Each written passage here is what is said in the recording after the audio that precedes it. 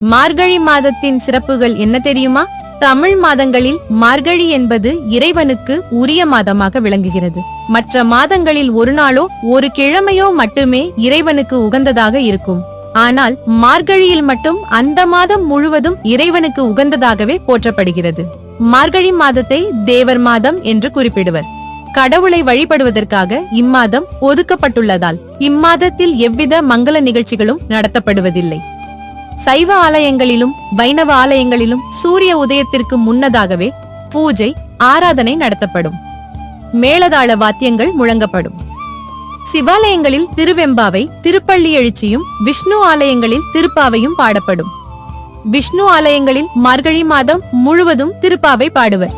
மார்கழி மாதம் தேவர்களுக்கு அதிகாலை 4 மணி முதல் 6 மணி வரையுள்ள 2 மணி நேரத்தை குறிக்கும்.